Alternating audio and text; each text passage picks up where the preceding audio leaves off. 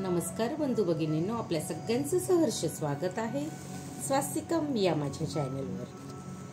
आज मी आपल्यासाठी भगवद्गीता जशी आहे तशी या पुस्तकातील पुढील विवरण घेऊन आलेले आहे, तरी आपण सगळ्यांनी श्रवण करावं। सगळ्यात आधी पुष्प अर्पण करते। श्री गणेशाय नमः। हरे कृष्ण कृष्ण कृष्ण हरे हरे, हरे राम राम राम हरे हरे।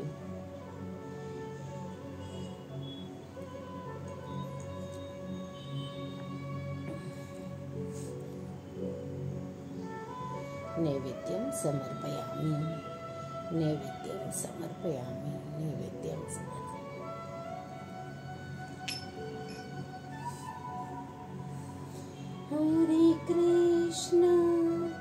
हरे कृष्ण कृष्ण कृष्ण हरे हरे, हरे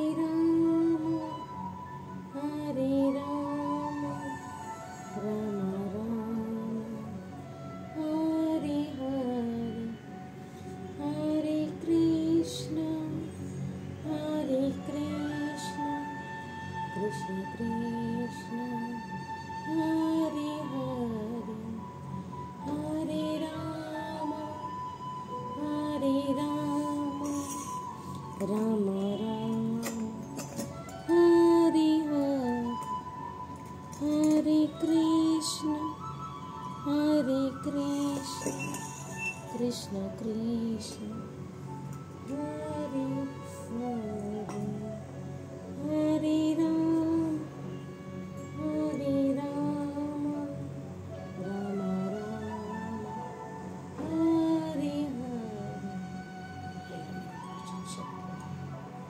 हरे कृष्ण कृष्ण कृष्ण हरे हरे, हरे राम राम राम हरे हरे। राधे कृष्ण राधे कृष्ण राधे कृष्ण। आपल्याला जर माझे व्हिडिओ खरंच आवडत असतील तर नक्कीच आपण माझ्या चॅनलला सबस्क्राईब करा, माझ्या व्हिडिओला लाईक करा आणि कमेंटमध्ये राधे कृष्ण लिहायला विसरू नका। राधे कृष्ण हरे कृष्ण कृष्ण कृष्ण हरे हरे, हरे राम राम राम हरे हरे। ब्रह्मण्याध्याय कर्माणि संगत्यक्त्वा करोति यः लिप्येतेन स पापेन पद्मपत्रमिवाभसा। जो व्यक्ती कर्मफल भगवंतांना समर्पित करून आसक्ती न ठेवता आपले कर्म करतो, तो कमलपत्र ज्याप्रमाणे पाण्याने स्पर्शलेले जाते त्याप्रमाणे पापकर्माने प्रभावित होत नाही। तात्पर्य, या ठिकाणी ब्रह्मानी म्हणजे कृष्ण भावना होय। भौतिक जगत म्हणजे 3 प्राकृतिक गुणांचे एकत्रित प्रकटीकरण होय आणि याला पारिभाषिक शब्दात प्रधान म्हटले जाते। वेद मंत्र सर्वं ह्योतर्गम्य मांडुक्य उपनिषद तस्माद एतद् ब्रह्म नाम रूप मनम च जायते मुंडक उपनिषद आणि भगवद्गीतेतील मम योनिर्मोह ब्रह्म विधाने दर्शवितात की भौतिक जगतातील सर्व गोष्टी म्हणजे ब्रह्माची अभिव्यक्ती आहे आणि परिणामी किंवा कार्य जरी भिन्न प्रकारे प्रकट झाली तरी ती कारणापासून अभिन्नच आहेत। ईशोपनिषदमध्ये सांगण्यात आले आहे की प्रत्येक गोष्ट ही परब्रह्म किंवा श्रीकृष्णाशी संबंधित आहे आणि म्हणून केवळ तेच प्रत्येक गोष्टीचे स्वामी आहेत। जो पूर्णतया जाणतो की सर्व गोष्टी कृष्णांच्या मालकीचे आहेत व तेच सर्व गोष्टींचे अधिपती आहेत आणि म्हणून सर्व गोष्टींचा भगवत सेवेमध्ये उपयोग केला पाहिजे, त्याला पुण्य अथवा पापमय कर्मफलांशी स्वाभाविकतच काही कर्तव्य राहत नाही। विशिष्ट प्रकारचे कर्म करण्याकरिता मनुष्याला भगवंतांनी प्रदान केलेल्या शरीराचाही कृष्ण भावनेमध्ये उपयोग करता येतो। ज्याप्रमाणे कमलपत्र पाण्यात राहूनही ओले होत नाही, त्याचप्रमाणे हे शरीरही पापकर्माच्या कल्मशांच्या अतीतच राहते। भगवद्गीतेमध्येही भगवंत सांगतात की मयि सर्वाणि कर्माणि संन्यस्य, सर्व कर्म मला म्हणजे श्रीकृष्णांना समर्पित करा.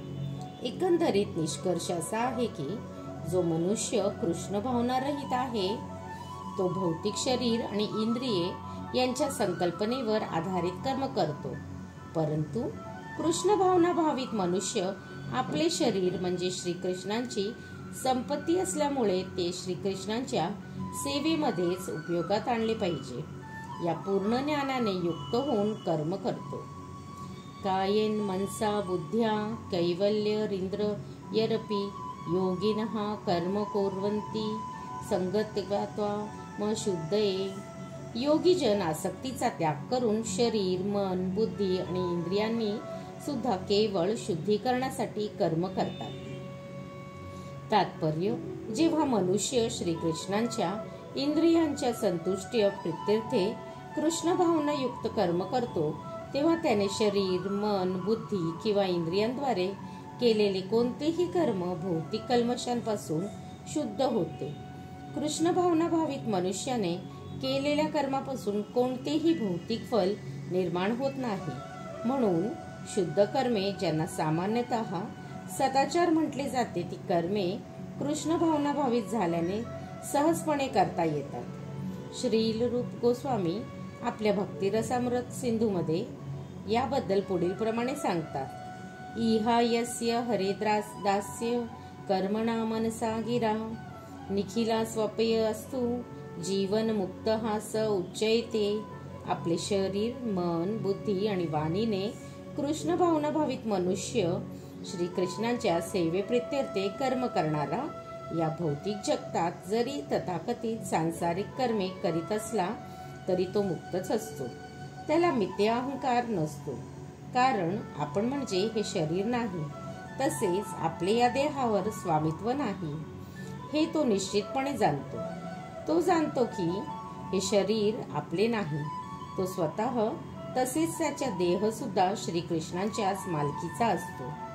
जेव्हा तो शरीर, मन, बुद्धी, वाचा, जीवन, संपत्ती इत्यादी गोष्टीद्वारे निर्मित आपल्याकडील सर्व वस्तू श्रीकृष्णांच्या सेवेत समर्पित करतो तेव्हा तो तात्काळ श्रीकृष्णांशी संबंधित होतो.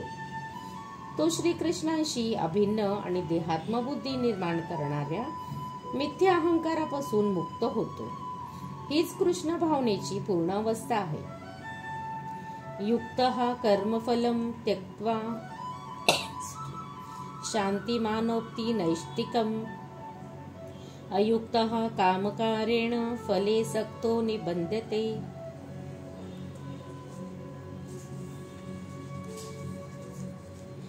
निष्ठेने भक्ती करणारा जीव अढळ शांतता प्राप्त करतो, कारण तो आपल्या सर्व कर्माची फले मला अर्पण करतो. परंतु जो भगवंतांशी संबंधित नाही आणि जो आपल्या श्रमामुळे निर्माण होणाऱ्या कर्मफलांचा लोभी आहे तो बद्ध होतो. तात्पर्य: कृष्ण भावना भावित मनुष्य हा देहात्मबुद्धी असणारा मनुष्य यातील भेद हाच आहे की कृष्ण भावना भावित मनुष्य श्रीकृष्णांवर आसक्त असतो,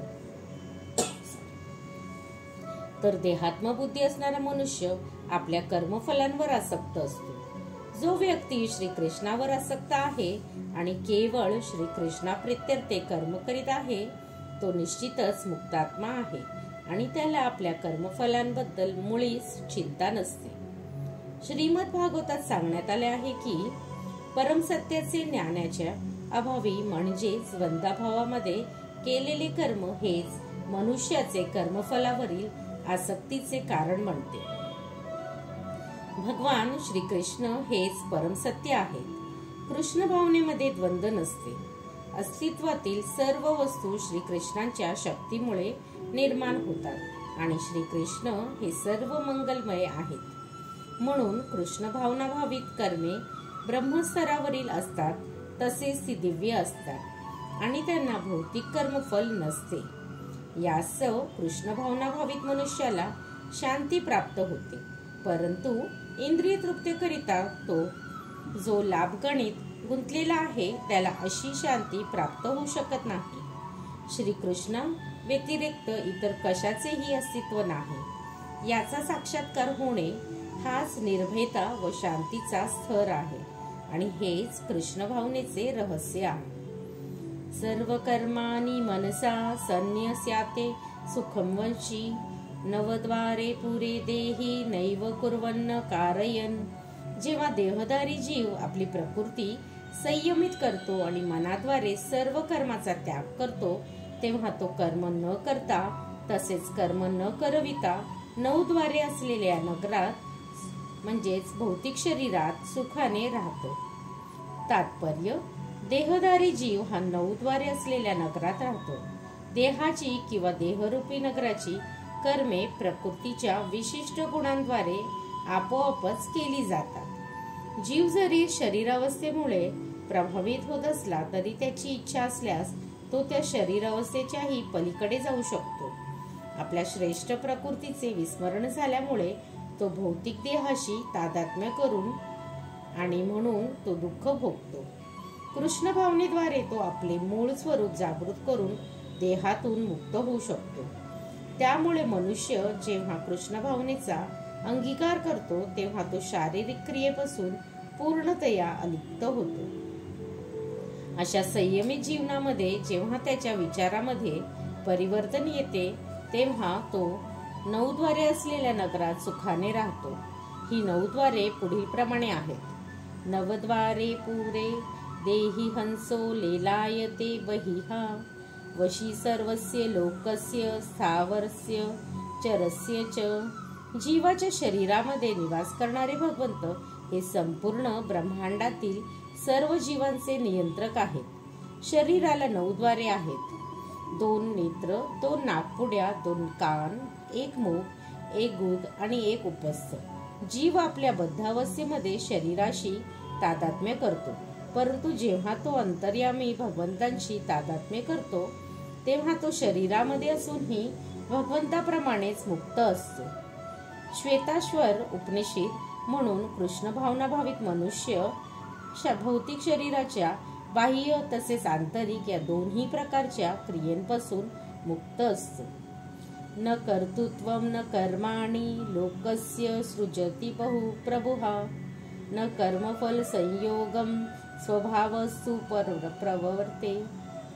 देहरूपी नगराचा स्वामी देहधारी जीव हा कर्माची निर्मिती करीत नाही, तसेच तो लोकांना कार्य करण्यास प्रवृत्ती करत नाही किंवा कर्मफलही निर्माण करत नाही. हे सर्व कार्य प्राकृतिक गुणांद्वारे केले जाते. तात्पर्य, 7व्या अध्यायात सांगितले जाईल की जीव हे भगवंतांची एक प्रकारची शक्ती किंवा प्रकृती आहे आणि ते भगवंतांच्या अपरा किंवा कनिष्ठी प्रकृतीपासून भिन्न आहेत. कोणत्या तरी कारणास्तव हा परा प्रकृती रूप जीव अनादिकालापासून भौतिक प्रकृतीशी संबंधित आहे.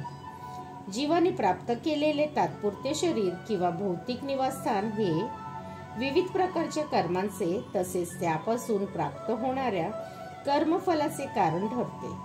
अशा बद्ध अवस्थेत राहिलेल्या जीव अज्ञानामुळे स्वतःचे शरीराशी तादात्म्य करून शरीराच्या कर्माची फळे भोगतो. अनादिकालापासून प्राप्त केलेले अज्ञान हेच शरीराचे दुःख क्लेशांना कारणीभूत असते. ज्या क्षणी जीव शारीरिक कर्मापासून अलिप्त होतो तत्क्षणी तो कर्मफलांपासूनही मुक्त होतो. जोपर्यंत तो देहरूपी नगरात असतो तोपर्यंत तो या देहाचा स्वामी असल्यासारखा वाटतो, परंतु वस्तुतः तो देहाच्या कर्माचा आणि कर्मफलांचा स्वामीही नसतो किंवा नियंत्रकही नसतो. तो तर केवळ भवसागराच्या मध्यावर अस्तित्वासाठी संघर्ष करीत असतो. भवसागराच्या लाटा त्याला इतस्त भिरकावीत नसतात आणि त्या लाटांवर जीवाचे मुळीच नियंत्रण नसते. जीवासाठी यावर उत्तम उपाय म्हणजे त्याने दिव्य कृष्ण भावनेच्या साहाय्याने पाण्याबाहेर येणे होय. केवळ ही दिव्य कृष्ण भावनाच त्याच्या भ्रमापासून रक्षण करेल. नादते कस्याचित पापम न चैव सुकृतम विभुहा अज्ञानावृतम ज्ञानम तेन मोहंती जंतवहा. तसेच भगवंत कोणाचेही पाप किंवा पुण्यकर्मे ग्रहण करत नाहीत. तथापि देहधारी जीव हे त्यांचे वास्तविक ज्ञान आच्छादित करणाऱ्या अज्ञानामुळे मोहित होतात. तात्पर्य: संस्कृत शब्द विभू म्हणजे अमर्यादित पूर्ण ज्ञान, ऐश्वर्य, बल, यश, सौंदर्य आणि वैराग्याने परिपूर्ण असणारे भगवंत होत.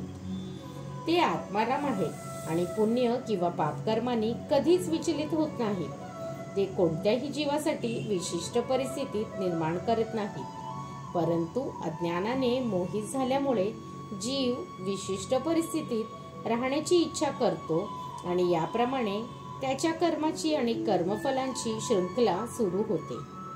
जीव हा पराप्रकृती रूप असल्यामुळे ज्ञानमयी असतो, तरीही त्याची शक्ती अमर्यादित असल्याकारणाने तो अज्ञानाने प्रभावित होऊ शकतो. भगवंत सर्वशक्तिमान आहेत, पण जीव सर्वशक्तिमान नाही. भगवंत हे विभू किंवा सर्वज्ञ आहेत, तर जीव हा अनुरूप आहे. जीव हा चेतन असल्यामुळे स्वतंत्र इच्छा पूर्ण करू शकतो. अशा इच्छेची पूर्तता मात्र सर्वशक्तिमान भगवंताद्वारेच केली जाते आणि म्हणून जेव्हा जीव आपल्यासाठी इच्छा करणाऱ्यांमध्ये गोंधळून जातो, तेव्हा भगवंत जीवाला त्याच्या इच्छा पूर्ण करण्याची मुभा देतात. परंतु जीवाने केलेल्या इच्छेमुळे विशिष्ट परिस्थिती रूप निर्माण होणाऱ्या कर्मांना आणि कर्मफलांना भगवंत जबाबदार नसतात. यास्तव भ्रमित अवस्थेमधील देहधारी जीव अनुषंगिक भौतिक देहांशी स्वतःचे तादात्म्य करतो आणि जीवनातील क्षणाभंगुर देहधारी जीव अनुषंगिक भौतिक देहाशी स्वतःचे तादात्म्य करतो आणि जीवनातील क्षणभंगुर सुखदुःखांचे अधीन होतो. भगवंत हे परमात्म्या रूपाने जीवाचे नित्य सहचर आहेत आणि म्हणून ज्याप्रमाणे मनुष्य फुलांच्या सानिध्यात राहून फुलांचा सुगंध घेऊ शकतो, त्याचप्रमाणे भगवंत प्रत्येक जीवाच्या इच्छा जाणू शकतात. इच्छा हे जीवाच्या बद्ध अवस्थेमुळे सूक्ष्म रूप आहे. भगवंत जीवाच्या योग्यतेप्रमाणे त्याची इच्छा पूर्ण करतात. मनुष्य पुष्कळ योजना करतो आणि परमेश्वर त्या पूर्ण करतो असे नाही. म्हणून आपली इच्छा पूर्ण करण्याइतपत जीव शक्तिमान नाही. तथापि भगवंत सर्व इच्छांची पूर्तता करू शकतात आणि सर्वांसाठी भगवंतांकडे समभाव असल्यामुळे तो सूक्ष्मरित्या स्वतंत्र असणाऱ्या जीवाच्या इच्छांमध्ये व्यत्यय आणत नाही.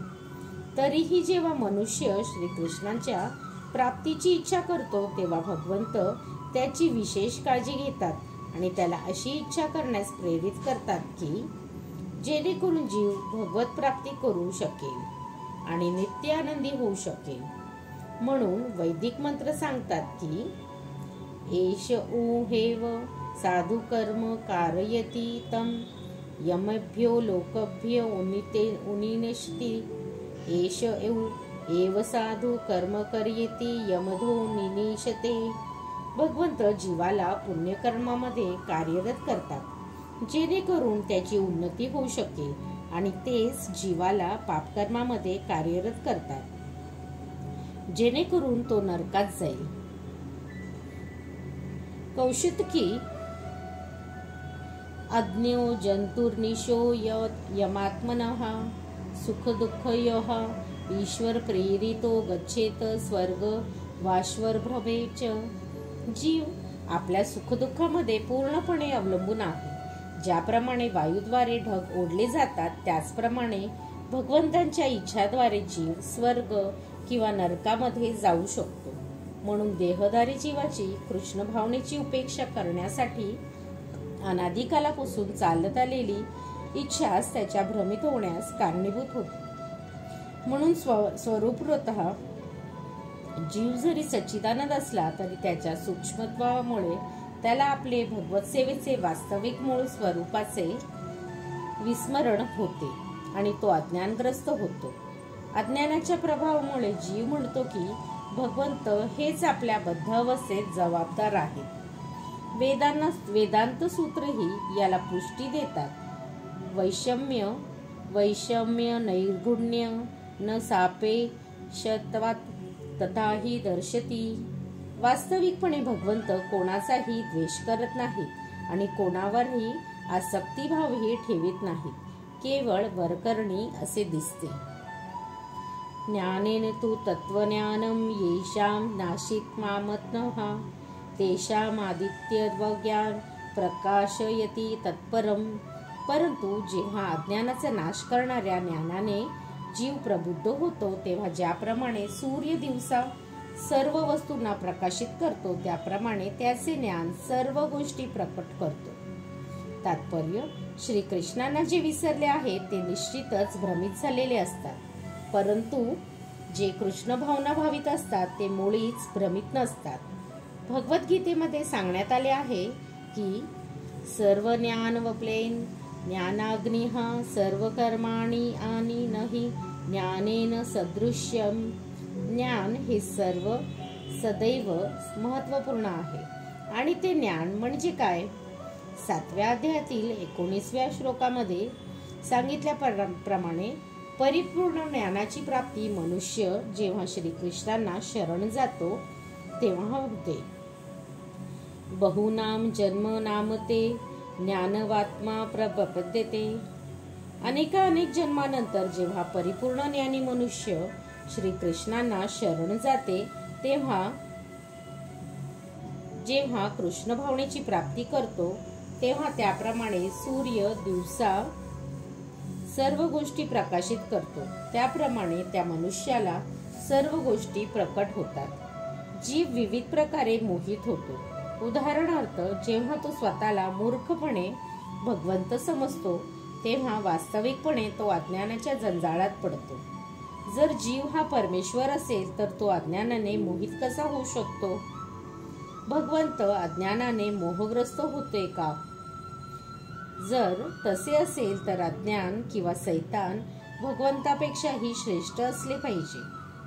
वास्तविक ज्ञानाची प्राप्ती परिपूर्ण कृष्ण भावना भावित मनुष्याकडून होऊ शकते. म्हणून मनुष्याने असा प्रमाणित आध्यात्मिक गुरु शोधला पाहिजे आणि त्याच्या मार्गदर्शनाखाली कृष्ण भावनेचे ज्ञान जाणून घेतले पाहिजे. कारण ज्याप्रमाणे सूर्य अंधकार दूर करतो त्याप्रमाणे कृष्ण भावना निश्चितपणे सर्व अज्ञान दूर करते. आपण शरीर नाही व शरीराचे अतीत आहोत याचे पूर्ण ज्ञान जरी मनुष्याला असले तरी कदाचित त्याला आत्मा आणि परमात्मा यांच्यामध्ये भेद करता येत नाही. तरीही जर त्याने परिपूर्ण प्रमाणित कृष्ण भावना भावित आध्यात्मिक गुरुचा आश्रय घेण्याची काळजी घेतली तर तो सर्व गोष्टी योग्य प्रकारे जाणू शकतो. जेव्हा मनुष्य प्रत्यक्षपणे भगवंतांच्या प्रतिनिधीला भेटतो तेव्हाच त्याला भगवंत आणि आपला भगवंतांशी असणारा संबंध याचे ज्ञान होऊ शकते. भगवंतांच्या प्रतिनिधीला जरी भगवंताप्रमाणेच आदर दिला जात असला तरी तो स्वतः भगवंत असल्याचा दावा कधीच करत नाही, कारण त्याला भगवंताचे ज्ञान असते. मनुष्याने जीव आणि भगवंत याच्यातील भेद जाणला पाहिजे. म्हणून भगवान श्रीकृष्ण 2ऱ्या अध्यायात सांगतात की प्रत्येक जीवाला तसेच भगवंतांनाही स्वतंत्र वैयक्तिक अस्तित्व असते. वर्तमान काळी त्यांना वैयक्तिक अस्तित्व आहे आणि मुक्तीनंतरही भविष्य काळात त्यांना स्वतंत्र वैयक्तिक अस्तित्व असते.